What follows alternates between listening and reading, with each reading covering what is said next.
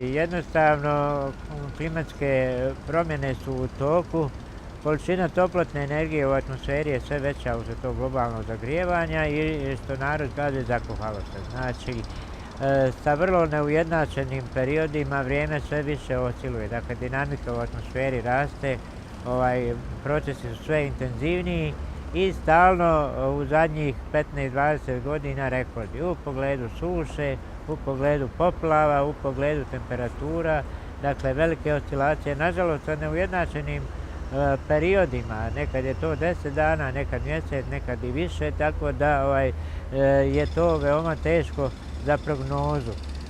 Pogotovo kad su u pitanju ekstremi, jer ekstreme je uvijek najteže predviđati. Evo, primjera radi samo, ova zima je bila jako sušna i već smo se bili prepali, za vodosnabdijevanje.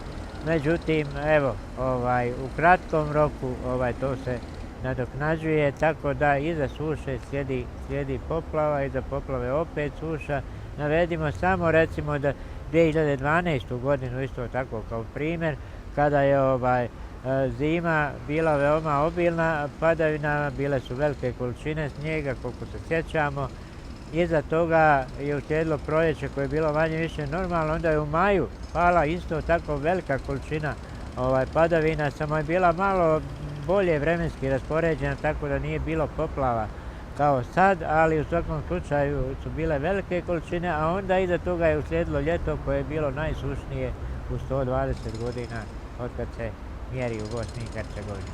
Tako da sve što se može preporučiti to je u svrhe prilagođavanja klimatskim promjenama i tim velikim oscilacijama vremena koje postoje, sve više se mora ulagati u društvene segmente koji treba da odrede posao u kriznim situacijama. Dakle, od Federalnog hidrometeorološkog zavoda pa do civilne zaštite, pa do čak organa u mjesnim zajednicama i tako dalje, svi moraju biti spremni da reaguju kad dođe do ovako nečega.